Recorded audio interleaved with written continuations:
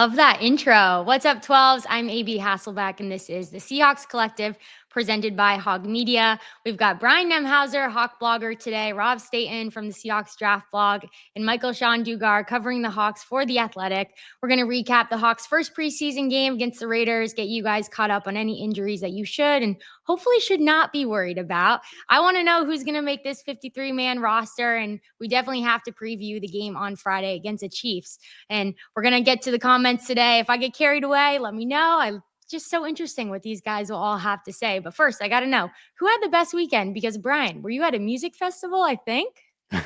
Yes. My wife is an old hippie. I'm an old man, but she's an old hippie. So we went to a music festival. She actually bought my outfit, which will not be shown on social media.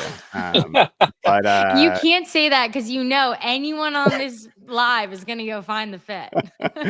It was fun, though. We rented an RV. We camped. We're right under White Horse Mountain, Darrington, Washington. It was beautiful. Yeah, we had a lot of fun. That's awesome. What about you guys? Anything fun? Anything fun? I got my. Go for it, Mike. Selfishly promotion. My book dropped today, and I had like a little pre-launch on Sunday. So that was cool at Jamar's Sports Bar. Shout out to Jamar for letting me do that. Had some people come through, signed some books, met some fans of the pod, just fans of me in general. So that was cool. That was really cool. And then obviously it dropped today. So that was a good way to like end the weekend and kind of lead up into today, the big day when it drops. I worked at the weekend, and when you I don't know if anybody knows this, if you ever do a radio commentary on a sports game, you tend to have this like little box that plugs in, and you need that to work, otherwise you won't be doing any work. And the box that I had didn't work until 10 seconds before we went on air. I'd already planned for somebody else to actually do the broadcast and get the actual commentary from a different radio station because it wasn't working. And then 10 seconds before we went on air, it decided to work. So we went with it, and it was a lot of stress. And I guess it's all's well that ends well. So great. Can't beat a bit of live radio. Well, good. You know what? Whenever you work in sports, you're working on the weekend like usual. Okay, you got to quote that song. It's what I text my friends every time. They're like, "What can you do?" I'm like, "Well, we got games on."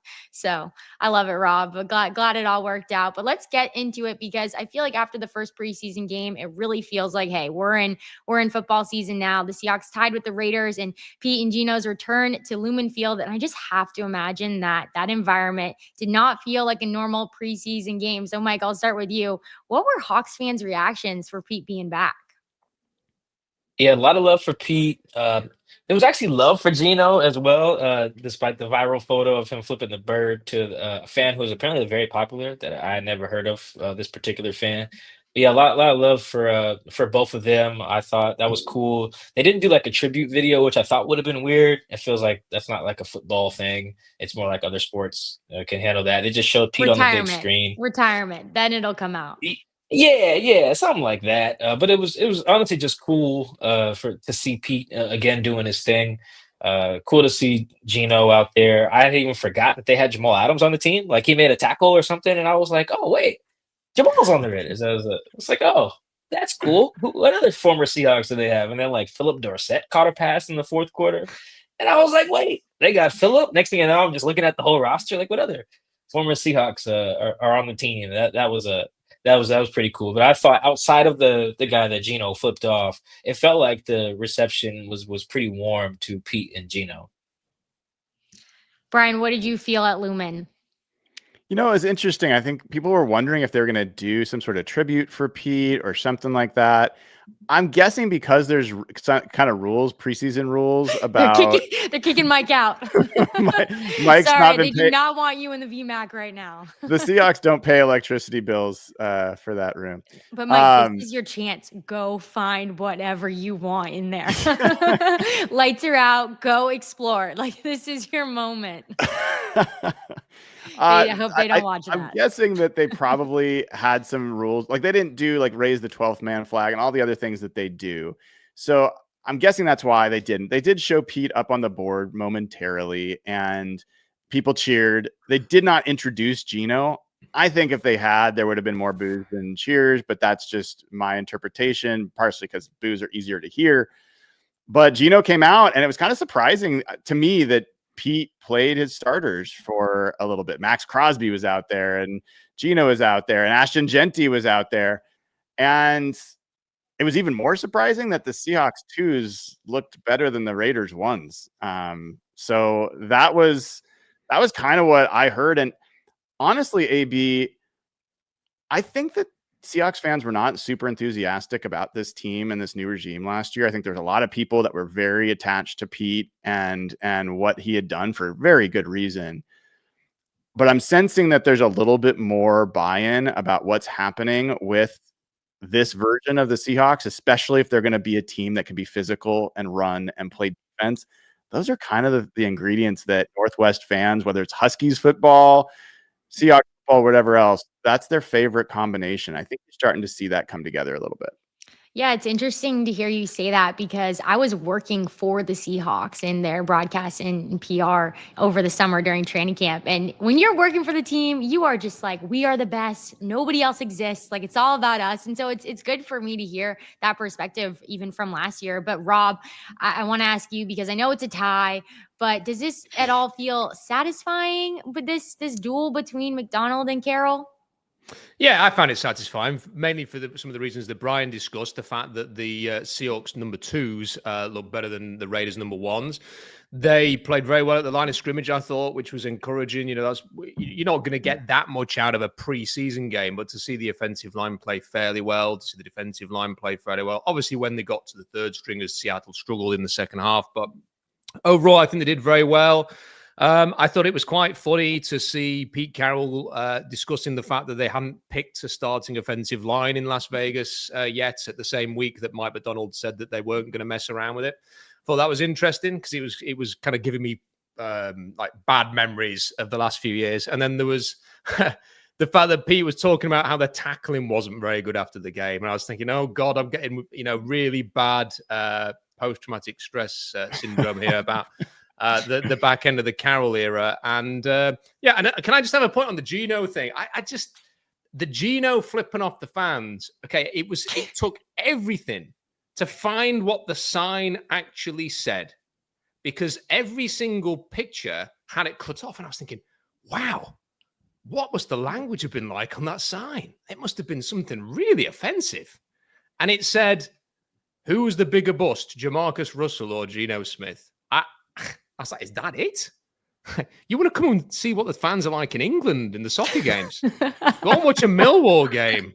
Like, is that it? I just love the way that you said that. Who was the bigger bust? Like, I just was like, that sounded like a movie line. It was so good. I don't worry. Yeah, the English accent gets picked up. I can't do anything on the radio in Seattle. I remember going on Softy once. He did like a whole interview in an English accent. It's quite a thing. But I was surprised that he and Max Crosby found that so triggering to want to flip the bird. So yeah, I found it all a lot of fun, that game, and it did feel like a win rather than a tie at the end. You know what, Rob? I got to jump in there because I agree with you. It seems pretty tame of a thing to see to get triggered, but at the same time, those pictures weren't cut off because of what the sign said. Those pictures were cut off because they wanted to paint Geno Smith as some sort of villain who was flipping off the entire Seahawks fan base, which is just crap from my perspective, from a clickbait journalistic standpoint. So yes, I think Geno Smith did not comport himself that well in that situation, but I also think it's just a sign of what's an unfortunate, way of the world where people just try to create a narrative where there doesn't need to be one. Bloody journalists. Yeah, BBC are the worst. I don't know if you know any of those guys. Oh, no, terrible. They are the worst. No, Brian, I'll add to that because I was definitely disappointed in that as well. Like, you're excited to have Geno back in Lumen Field. You want the crowd to be excited for him. And then to have those photos come out, I think is kind of leaves like a gross feeling in your stomach. But at the same time, I think, regardless of what the sign said, I'm sure there were words also said that we don't know about, that we can't see in a photo. So like, definitely want to put that out there, right? Like, we weren't all in that same moment. At the same time, you're the starting quarterback of this team. Like, you're the leader.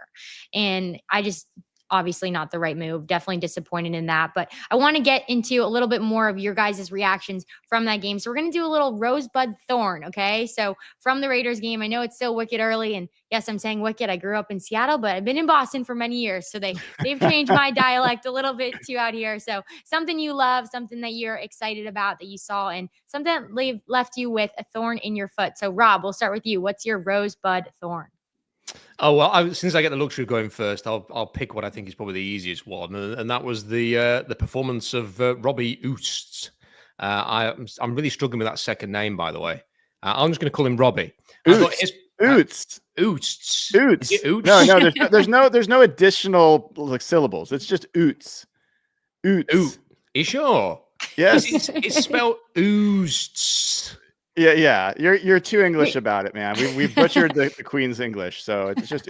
I thought Robbie O had a great game, and you can start a nickname for him if you want. I think everybody's gonna call him Oots though. they'll come up with a better nickname than Robbie O, I'm sure. But he just stood out in a lot of ways. The seal block on the touchdown run. Getting out and catching a pass. It's very easy to forget that he was a tight end. I thought there was a lot to like there, and we've heard all off season about the need to have a player like this in this offense. So to see somebody like that having an impact and making plays and sort of having an idea what he could be like, and the guy in San Francisco was not just a fullback; he's multifaceted, and he also has an unpronounceable second name. So maybe the Seahawks have found their answer. Bud and Thorn, Rob. Oh. So that's kind of so what you mean by this is who was in the middle. So the bud is something you're like, okay, like didn't see that coming. Now it's up, and now I like it. Okay, so go the thorn I'd give to Damian Martinez. I jumped to that one because it's at the top of my head. I just thought he was a little bit disappointing compared to the other running backs, and that was tough. And then the thing that surprised me, I think probably just the fact that the line played as well as it did against the Raiders starters, because I didn't expect the names to be on that field, and Ashton Genty didn't have any room when he was running against the defense, and on the offensive line, they did a very decent job, not an amazing job, not oh my God, Seahawks have now got a top 10 offensive line job, but they did a very decent job in that first preseason game. So I'll give them that, and I've pretty much said everything that was good or bad about the game. So good luck to Brian and to Mike. All right, Mike, take it away. Rosebud Thorn. Something I just really liked. I liked the defense. I did. Particularly liked early on. I thought they were really good, really solid. I thought the way AD called it was good. I didn't realize he was calling the game there for a little bit, so I was like giving Mike credit on like social media and in my notes, and then I was like, oh wait, AD is calling it again. So good for him. Something that I was a little lukewarm on, I would say, was this is gonna sound weird because he had a pick, was Josh Jobe. I expected him to look like a dominant guy because he had been a starter in a secondary that was good in the second half of the year, and he was getting beat by that rook pretty good. I think Deontay Thornton, or is it a Dante or Deontay? Dante.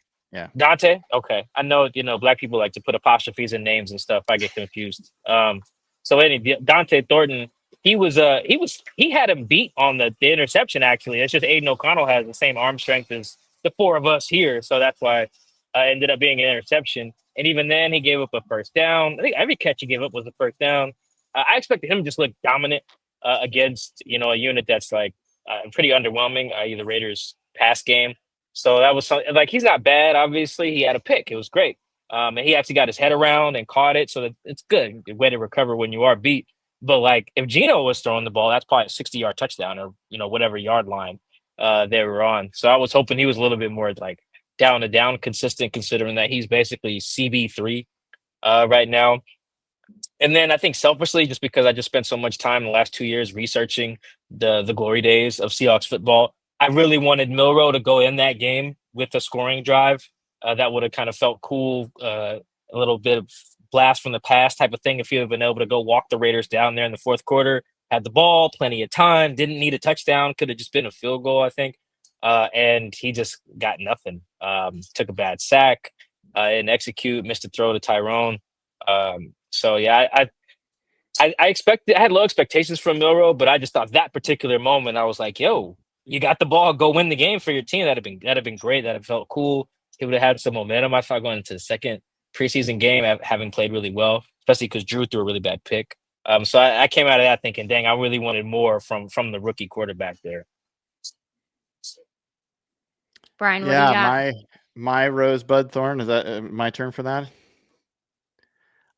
So can I give my rose to like the whole offensive coaching staff?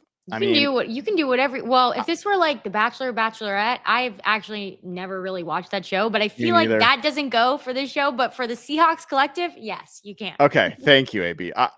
I found myself just caught by the fact that the offense looked coherent. It looked logical. The plays seemed to complement one another. The play calls seemed to come together. And so Clint Kubiak overall, to me, I thought had a pretty impressive first game in that you could feel the identity that the team was trying to go for, and the execution was pretty good. And then John Benton, who comes in with Rick Dennison and Justin Outen and this whole offensive line crew with a very young offensive line. A lot of them haven't yet played together, and without Charles Cross. And I thought they were the best unit on the field in that game. I thought Abe Lucas might have been the best player on the field for that game. And so I just think for that coaching staff, I don't think people can underestimate how much, or maybe they can't overestimate is the right way to say that, how much work it takes to get a new offense installed for new players, new quarterback, everything's new. And for that in their first preseason game to come out firing like that, I thought was really impressive. And if Drew Lock doesn't make that throw, which by the way, after I looked at it a second time, I'd say Torrey Horton actually, I think, didn't run a great route and contributed to that interception quite a bit from Drew Lock. But I just was really impressed by the offensive coaching staff and how they got there. Now, I don't think the Raiders defense is going to be particularly good, so take that for what it's worth. But I thought that was impressive for independent of opponent. As far as like Bud, which I guess is like potential or something you're like excited about, right? I don't know how you can't give that to Torrey Horton. I mean, this guy has at every turn, and literally every turn in the game. I mean, whether it's returning punts, whether it's twisting and turning to get into the end zone, whether he's running by you, whether he's settling into a zone, a soft spot in a zone, like he's a savvy, twitchy player who I think is going to be in the conversation for one of the more promising rookies across the league, depending on how the team uses him. And then Thorn,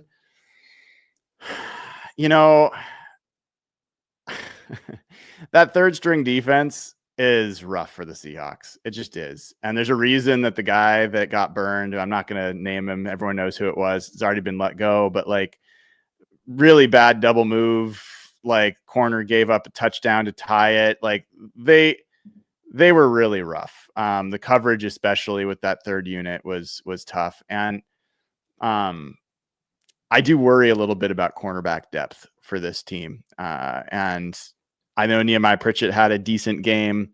Josh Jobe had the pick, but kind of like Mike, if you look at the full body of work, I thought that the cornerbacks were not great for a decent part of this game. And there's a lot riding on Shaquille Griffin kind of being a better player than whoever would be, like Nehemiah Pritchett, whoever would be the fourth corner for this team. Those are good. And do you guys remember DJ James, who was with the Seahawks during training camp last year? He came in with Nehemiah from Auburn. He actually got picked up by the Patriots, and he also had an interception. So just kind of crazy to see both those guys making plays really around the same timeline in the following year's preseason game. But I'll go fast with my Rosebud Thorn because I know we have a lot to get to today. Brian, I'm going to kind of copy you, but I'm going to go with the whole defense. I loved seeing the guys who really didn't dress, just hype up the 2s and 3s. I'm like, that's a penalty that I'll take. Everybody running onto the field. I absolutely loved it. I think it really shows like where this team is chemistry. And that really shows too, like your love for your teammates when you're hyping up the guys who, number one, like you're kind of competing with, right? In the sense, and also just the guys who, are the 2s and the 3s. So I love that. My bud, I'm going to give to George Halani. Like that was amazing. amazing. He capitalized on his opportunity, and we might need him, right? Like we might seriously need him depending on the health of K9 in our running back room this year. And then we already talked about it. My thorn is definitely got to be the moment, the flipping it off with Gino in the beginning. Just like really, like did not want to see that. Bummed about that because we had all positive vibes. But let's get to a little bit more specifics with Clint Kubiak's offense, because I'd love to know what your guys' first impressions were. So Rob, I'll start with you. What did you think from just this first preseason game? I know we're not going to see all the bells and whistles, obviously. Some of it's going to have to wait for week 1, but what was your first impression? Just like the way that they got the quarterback on the move and use the mobility there. We've seen obviously the Sean McVay offense do a fair bit of that over time, and there's been some occasions when they've even done it against Seattle and struggled to have any answer for it. So so getting the quarterback on the move, the running game was decent. It was good. You could sort of see what they were trying to do there. They're obviously not going to give anything away in a preseason game and show their hand to all the teams they're going to face. But I think we just saw shades of the kind of offense that they're gonna have, and it was all very encouraging. I didn't really know what to expect going into that game. I didn't know what I wanted to see specifically, but once I'd watched that game twice, I knew that that's what I wanted to see. Sort of as much as we got from that game with the players, and especially that offensive line, as Brian was saying, it played well enough to feel quite positive about it. So I think it's all encouraging. And given that the defense is going to, we all assume is going to be really good, and we think it's going to be up there as health permitting, as long as everybody stays healthy, or most of the players stay healthy. If the offense can complement it and be decent, be pretty good as well, then the Seahawks will have a heck of a team this year. You said you watched a preseason game twice. Is that correct? Yeah, it's because I have no social life. I sat and watched it. So what happened was I was intending. Well, it's also like, what time was it where you were? I was intending to stay up and watch it at 3:00 in the morning, and then everything got kind of moved around with work, and then I had to go to the gym on a Thursday instead of going on a Friday. So I thought, there's no way I am getting on that Watt bike after staying up till 7:00 in the morning to watch a Seahawks preseason game. So I'm gonna go to bed. I'm going to get up early and watch it before I go to the gym. So I did that, but it was a bit rushed. So in the weekend, I watched the game again. Now, in the condensed version, not the full 3-hour festival of football that we got treated to. It was the condensed version, which makes it about 40 minutes. But twice was enough, and I feel like I got enough out of that and do not feel the need to watch it again. Listen, you're putting the work for everyone who's watching this and is going to watch. So if anything, it's awesome. Brian, what did you think of Kubiak's offense from what we saw? Yeah, like as I mentioned a little bit before, I appreciated the fact that they said they're going to be a running team and they came out and they ran the ball. I appreciated that they said they're going to be a wide zone team. They ran wide zone. I appreciated the fact that John Benton and the offensive line crew, they were noted last year in New Orleans. People commented about how impressed they were, how quickly they were able to install the offense and get guys up and going. And people remember the Saints' first 2 games last year, they were like the best offense in football. Granted, lots of things were going on in those first 2 games. But even to be a first-year coordinator in that New Orleans Saints room with basically the same coaching staff, and be able to be that productive in the first 2 games of the season, independent of opponent, is impressive. And so that's kind of what's been running through my mind as I watched that game, is like, I fully expected this to be a situation where the offense is going to drag for the first half of the year as everyone kind of gets their feet underneath them. And then they'll maybe start clicking. The same way Mike McDonald needed half a season as a really good defensive coach to get his defense going. Now I'm wondering, like, is Clint Kubiak going to actually buck the trend and maybe have a fast start? And it would be a really big deal considering the first opponent of the year is the 49ers at home. And I don't think you can put enough emphasis on how important that game is for this season. Yeah, Mike, what do you think? Do you think they can have a fast start with this offense, or are we going to look like something similar to defense last year? Yeah, I mean the defense did come out hot in those first 3 games. So if they come out like that, they'd be fine. I think that I got to see the first team O line in totality, which is unfortunate because we probably won't because Charles Cross has this huge cast on his right hand. I really need to see them because that's what stood out. And I really only cared really about like the first team O line and then like watching Christian Haynes in particular with the second team unit. The first team O line gave Drew Lock a lot of time. They were able to run a lot of their just like go-to concepts really well. You know, if Drew had so much time, there's a play I tweeted it today. He ends up throwing incomplete to Robbie O. I guess we're calling him on the show now. He throws incomplete to Robbie O, but if he just looks up, Torrey Horton is butt naked open on the right side of the field, and it's probably a 60-yard touchdown. You know, on just a really basic concept with Drake Bobo running the clear out route and then Torrey running the dig underneath. They came back to something like that later. Derek Young had a 30-yarder, and it set up Torrey Horton's first touchdown, his touchdown in the game. So I thought and that's the stuff we see here, the through route, the digs. Like we're just seeing the basic stuff work, but it works when you have time. Like you got to have time to get to a lot of that stuff. The play action has to work. You got to execute all of that properly. So I thought them just getting their basic concepts, using that to break some of the Raiders rules in coverage or Raiders defense that Brian is correct will probably not be very good. But still, you can only play who's in front of you. So I thought that was really good. I need to see Sam do it now, though. And see Sam do it against the Chiefs defense. That if Andy does put his starters out there, will be better than the Raiders defense, and they will have seen some of this stuff on tape already from the Raiders game. So I hope that they can start fast. You know, watching bad offense is just awful. It's the worst thing to rewatch on tape. Like it's really bad. Rob's in it for two times a preseason game. So just imagine what a regular season game is going to be. Oh man, it's real brutal, man. Like Grubb owes me part of my life back for sure. Shane Waldron too, but at least Shane gave me some good times as well to watch. But Grubb for sure, like having to fly. As no, it's not a preseason thing, but having to fly to Chicago on Christmas and then watch that, and then fly home and then watch it again. I was like, oh my god, bro! I would have fired Grubb after that. To be honest, that was really, really, really bad. And that Bears team wasn't that good anyway. I think they can start fast if the O-line starts fast this year. I gotta ask though, like you say, watching bad offense is the worst. Watching the last few years of Pete Carroll's defense and the run defense, especially, that was like watching a team that cannot stop the run. I think is the most soul crushing. But I hear you on the offense. You're right. I think in particular, bad run defense is pretty bad. I do think. I guess I should put it this way with the Seahawks. What was so bad is I felt they were underperforming. So it was really frustrating. It was like, dog, how do you have Geno, who I think can really spin it? So Geno in that game, he threw 3 passes. They all hit his guy's hands. He just went 1 of 3, and they went 3 and out, which is like, is Grubb calling the plays over there? Like it was very classic Geno situation. The guys not being as good as they should be around him. 3 passes, 1 catch, 3 drops, or 2 drops, I think.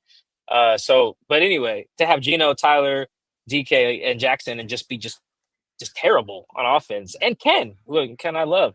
It's like, oh my God, Grubb, Shane, like this is bad stuff. But you're right. They're running some of those not Ken Norton, like some of those Clint Hurt run defenses were really, really, really bad stuff to watch. So yeah, I didn't enjoy that either. But it's like when an offense has talent and can't move the pill, oh boy, that just makes me want to pull my hair out, which would take a long time. I got a lot of hair.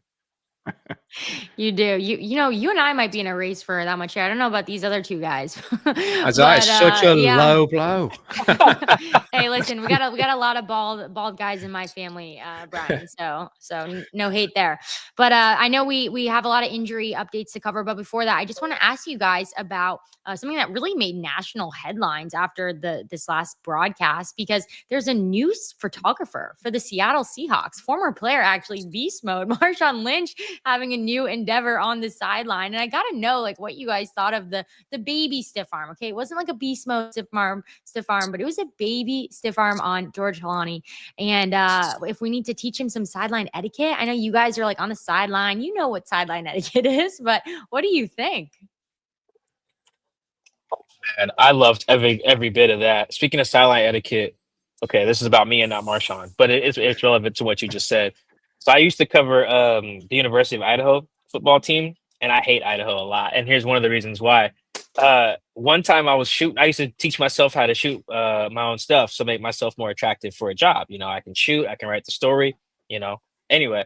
So shout out to Marshawn, probably teaching himself how to use a camera. I remember one time they accused me of tripping the quarterback during practice. I didn't, but like the athletic director sat me down and was like, we got you on camera. I said, pull it up, and show me that I tripped the quarterback. Anyway, so yeah, silent etiquette, very important. But one last thing on Marshawn, again, having done all this research on the glory days, it is really cool to see like how charismatic Marshawn is to, like you said, the national public. Like Marshawn's like a superstar, like a national superstar who's in commercials and movies. He's in like 4 movies the last 2 years. He's got his own TV show. He's got his own podcast now. Think about it. The guy who became super famous for not saying a damn thing now has his own pod, is in movies. Like I love that, because this is who Marshawn has always been, all the way back to the Kenny Mayne interview with the Decor at the Applebee's in Buffalo. Like he's always been this guy.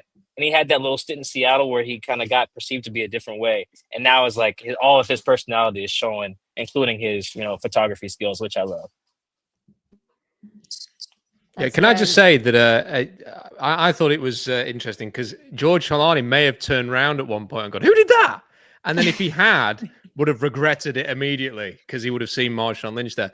And I think Marshawn is just I would love nothing more. It's kind of like it'd be a great day to be able to shake Marshawn Lynch's hand and just say thanks for everything.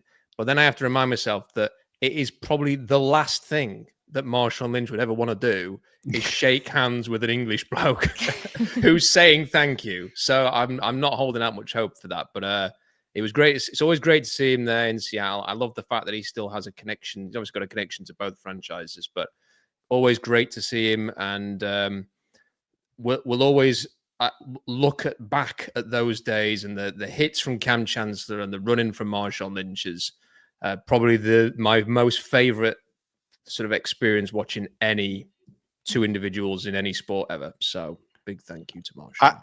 I have to admit, when I saw it like on replay, my first thought was, I've been wondering who Marshawn's pulling for in this game, because he's an Oakland guy and he's been all over the Raiders, especially since Pete's been back. But he's also a Seahawk, right? And he's around the Seahawks facility quite a bit. He was there this week talking to Mike McDonald. And when I saw it, it kind of looked like Marshawn was a little pissed that George Holani had just scored a touchdown. Like, that's not a bad perspective. I never thought of that. Like, that was the first thing that went through my mind. Now, I don't think Marshawn really cares that much about any of this, but all I want to know is I want to see the world through Marshawn Lynch's eyes. And so if he's going to be a photographer, I'm all about seeing every photo he takes. I want to know who he picks to take pictures of, where he chooses to take pictures. I'm all in on Marshawn Lynch, the photographer. Hey, so let's just ask Rob Marr from the Seattle Seahawks if he can get us some of those photos. Hopefully the Seahawks have access to that and see what photos he got. Maybe some of them did make the Instagram, but let's get to some of the injuries, because I know this is what people probably want to know, what we should worry about, what we should not worry about. And we'll start with Tyrese Knight. Not a name that I was hearing a lot of concern about through training camp. I know there was something about his knee. Right now he's listed as questionable. Mike McDonald said that he's going to miss a couple weeks, but that he'll be back for the first game. Brian, what is going on here? What should we know? Yeah, I mean, this is a mystery, because Mike McDonald, like, initially it was knee and they were going to get imaging done. That's never good. And then we're going to need more tests done, and that's not good either. And then it's like, oh, well, the knee's fine. He's pretty much almost back from the knee, but there's some other medical thing and he's gonna be out a few weeks. So I don't know. I mean, he's been around the team. It's not like one of those things where he's like vanishes and then we find out he's getting some sort of like PLP injection or whatever in Europe somewhere over by Rob. But he's around the team. He seems fine. So I don't know what's going on. Maybe Mike has a better read on this, but it seems a little bit like probably nothing. But I do have questions about the depth behind him, so it's a pretty big deal. Yeah, I consider this a very big deal for that reason. Speaking of Robbie-O, there's a patio. They call Patrick O'Connell Patio. I forgot about that. Rob, look at you. across the pond There and you you're already go. starting nicknames. That's hard. Yeah, It's not easy. I think Usually you got to be like in with everybody, but that's pretty good. yeah, I think Mike McDonald called him Patio the other day, and I was like, "Who the hell is that?" And then I realized it's Patrick O'Connell. I forgot about that. And I think he and Drake Thomas they do some good stuff, but I just think if you have to play a lot of like multiple games with those guys playing a lot of snaps on early downs, you're probably in trouble.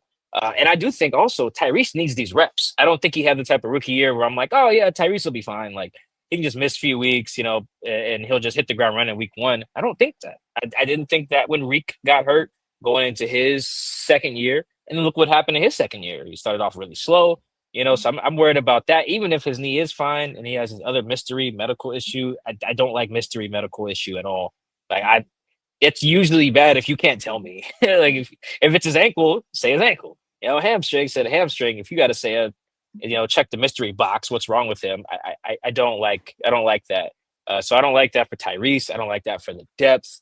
Because yeah, man, if you got to play a lot of snaps against Kyle Shanahan, against even Aaron Rodgers, I forget who they play in week 3, but just like with Drake Thomas or Patrick O'Connell there, I feel like that's going to be hard to scheme around. I think so. Hopefully Tyrese is okay, can hit the ground running. But I do think he's losing out on valuable reps in practice just by not being here, even if he is ultimately going to be okay for the start of the season. Yeah, your concern is real. And I do want to stop you quick from this comment from Chris. Thank you, Smokehawk Nelson. But we got the claim of what Marshawn's photos might have been for fans in Lynch jerseys. Okay. So clearly he was all excited about that. And I don't know if I would have guessed that that's what it would have been, but it makes a lot of sense now that we're thinking about it. But let's stay on Tyrese Knight because clearly this is something to be concerned about. Rob, how are you feeling about this? Yeah, I mean, same as the fellas, the concern because the lack of depth and the mystery around it. I always kind of wonder why can't they just tell us what's going on here? Because I suppose if you are the 49ers and you're keeping an eye on things for week 1, you're probably preparing. There's a chance he's not going to be there. And let's be right, as important as he is, it's not as if Leonard Williams is a doubt. So I don't know why there's not more information. It is a little bit concerning. I actually wrote a piece yesterday just running through the possibility of maybe going and making a trade for somebody. It's hard to sort of project linebacker trades. There's not a whole bunch of linebackers who are, 1, worth trading for, 2, who are disposable if they are worth trading for. But maybe they've got to go and do something like that. Last year they were pretty aggressive to go and get Ernest Jones. Maybe they could do something like that just to get a bit of extra depth in there and maybe just have someone who can start so that they don't have to throw Tyrese Knight in straight away if he is carrying something. So maybe that's something they're going to look at in the next couple of weeks. Yeah, well, we'll see. And hopefully he's back week 1, but it doesn't sound like there's a clear-cut plan. But a guy that we know there's a clear-cut plan, or we don't know the plan, but we know it's been said, Mike McDonald's been talking about K9 and his situation. Rob, again, what do you feel the concern is here? I know it's a guy that they're clearly measuring his reps, which means they clearly are going to measure his reps in season as well. But what should we know about this K9 situation? Well, whenever I'm sort of in the car, I will stick on the radio and the podcasts and everything and listen to those and catch up with all the Seahawks stuff. And the one thing I kind of hear a lot is that maybe Ken Walker needs to keep an eye on Zach Charbonnet here, that they like Charbonnet's running style, that they like that seems to have a lot of intelligence and seems to be understanding what he needs to do. And I'm hearing a lot of praise for him.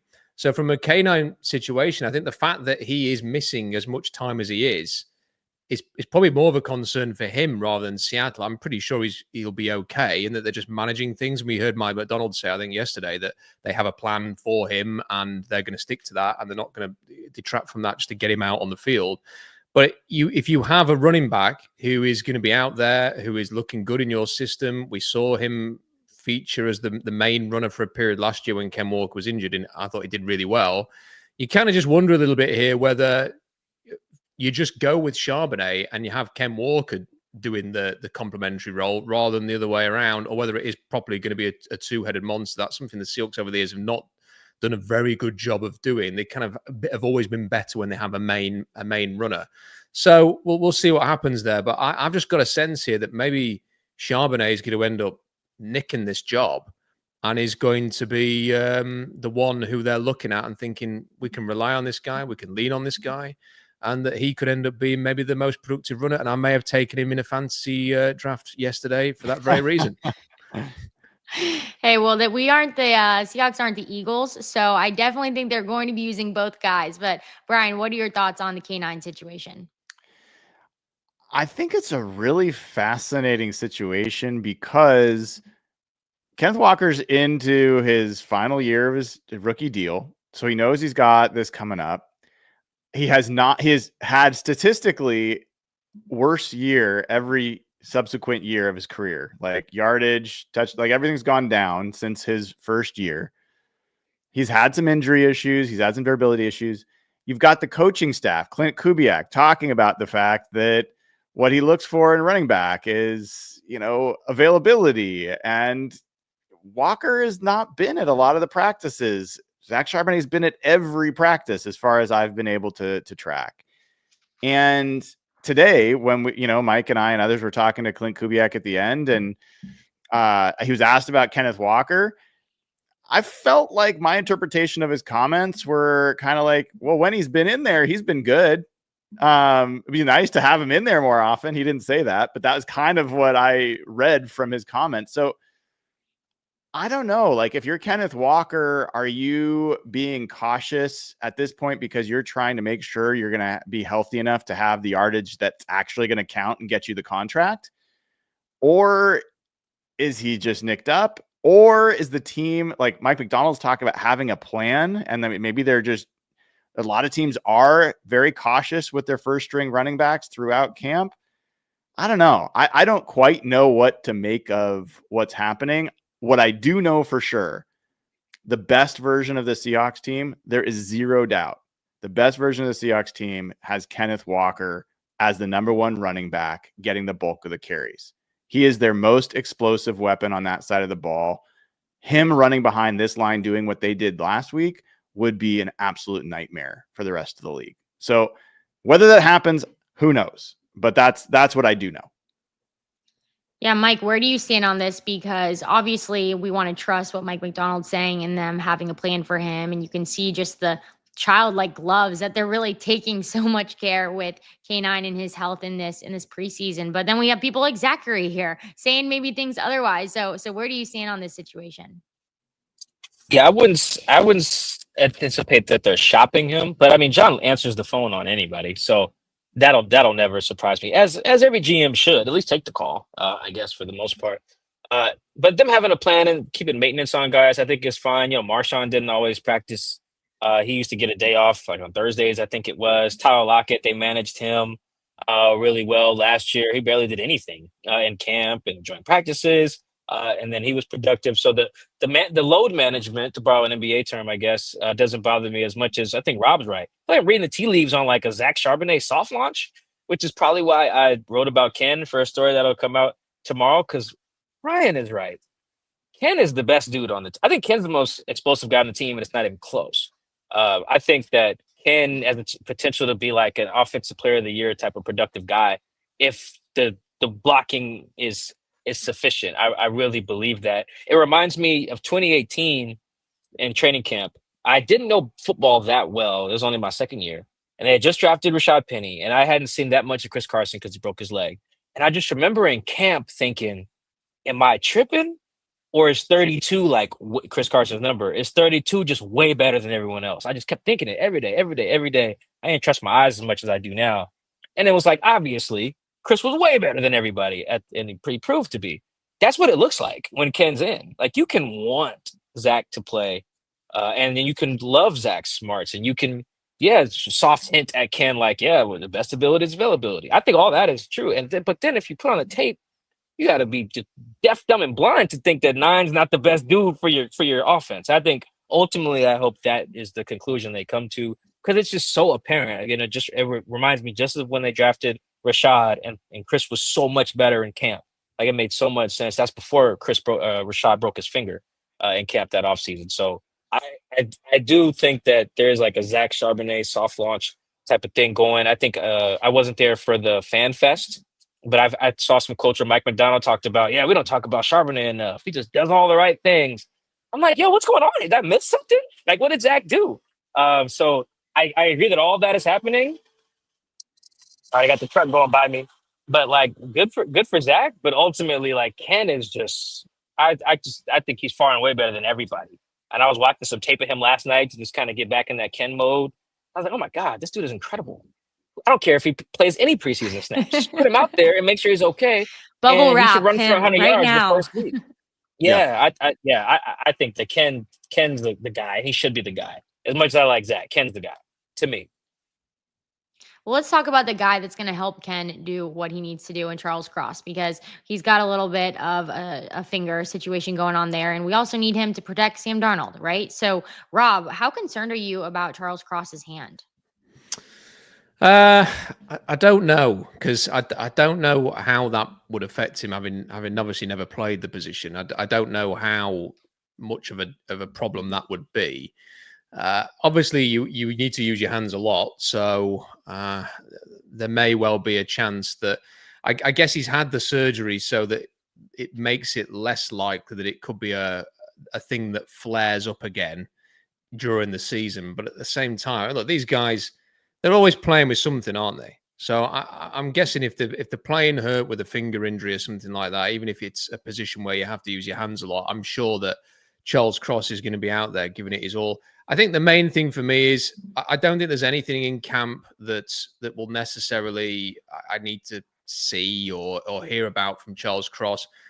I think it's been pretty clear that the kind of things he needs to just clean up when he gets out on the field. I'd like to see him play better inside out. I think he lunges too much still. That's been a problem going back to Mississippi State.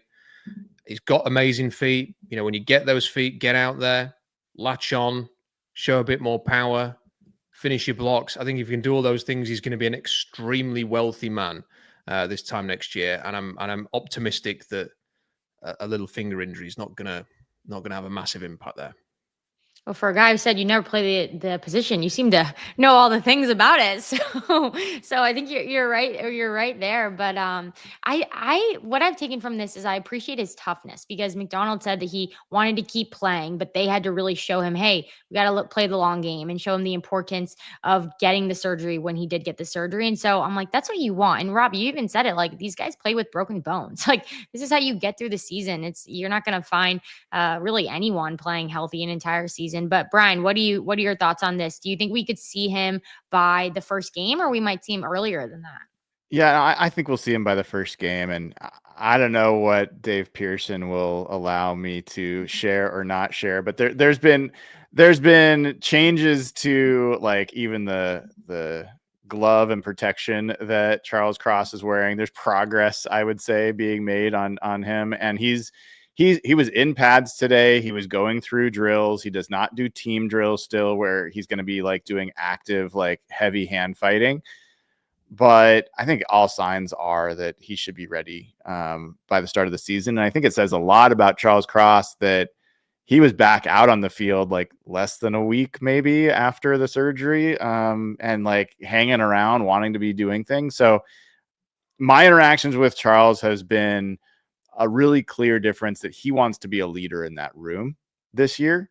He's trying to take that seriously. I don't think that's his natural state.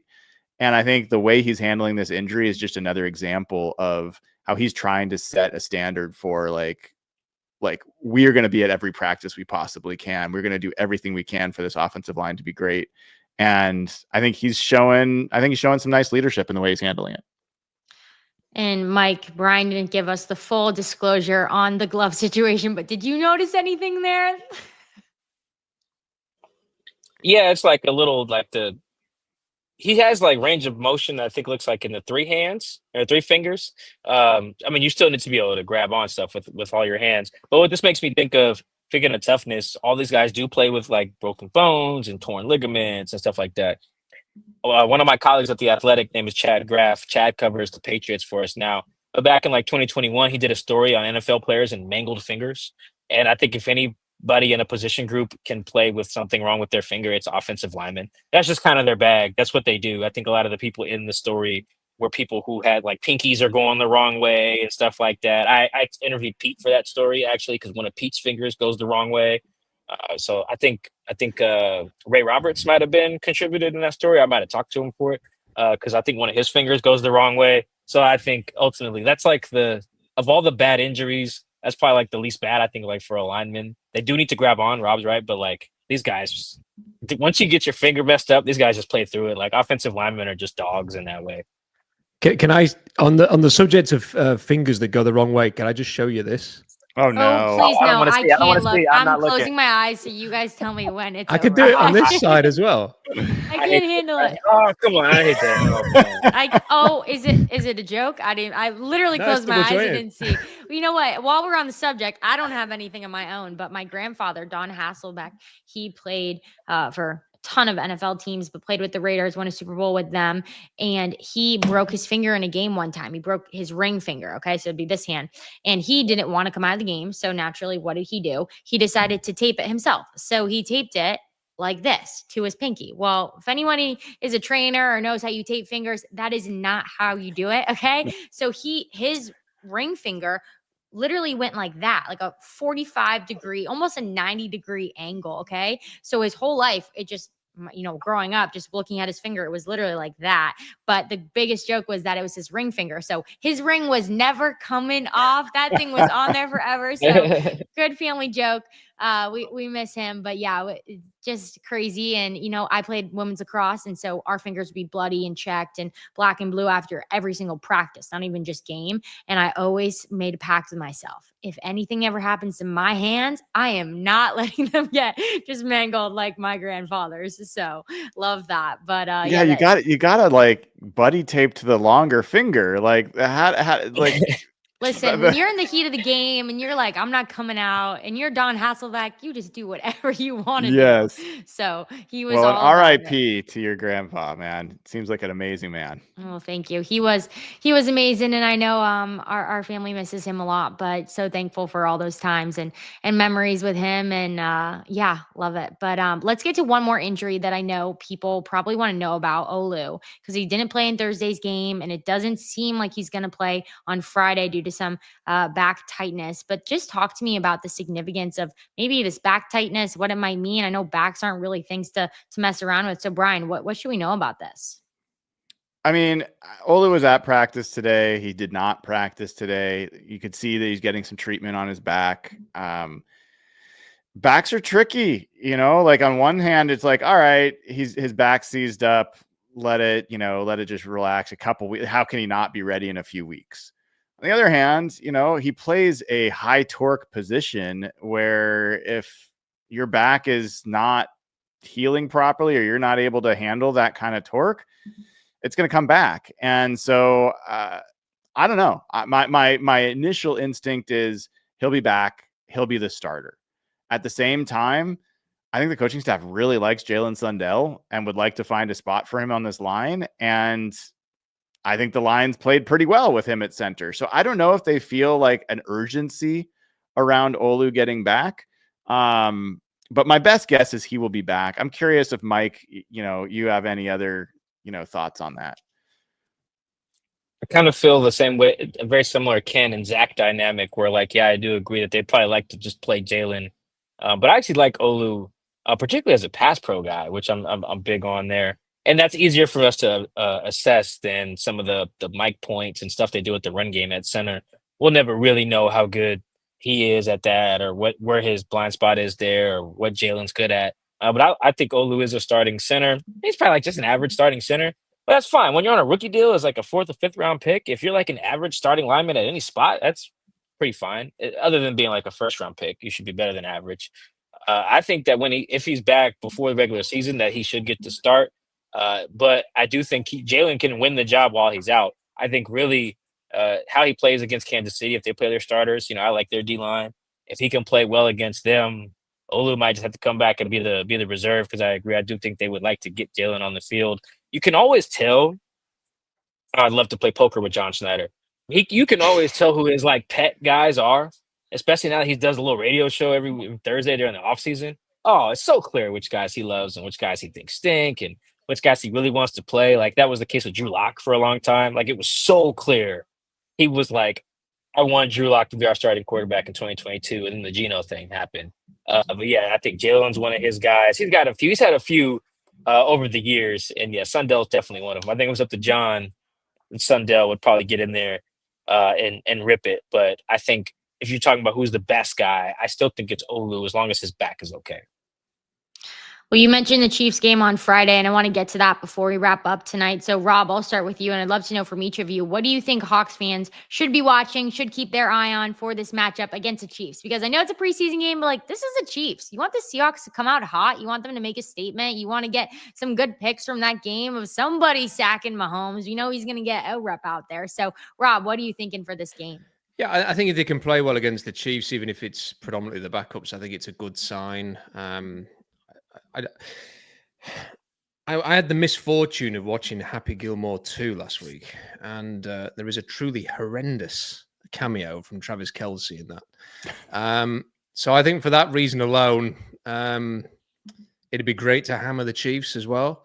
But also, just I say, it'd be nice to follow up all of the good things from the Raiders game against a superior opponent, an opponent that is sort of an annual attendee of the Super Bowl, even though the last one didn't go very well, and to play well, and maybe for when they do decide to put the third stringers in, maybe to just see them be a little bit more competitive than they were in the second half last week. And someone has said in the comments, in fact, it is Brian, that Happy Gilmore 2 was good. And Rob, we're not friends anymore. That is a terrible take. It is the second worst film I've seen ever. After Christmas with the Cranks, which is even worse. I haven't even seen this movie, but I would never have guessed that. Annabelle, Mike, have you seen this movie? Have you seen Happy Gilmore 2? I haven't seen the first Happy Gilmore. Yeah. Okay, so Mike and I will go watch, and then we'll decide this next episode. No one can sway my opinion. I will watch it. I'll watch it. Oh man, I don't know, Mike. I don't know if it's your cup of tea, but I will say this real quick, AB. Two things I'm looking for in this game.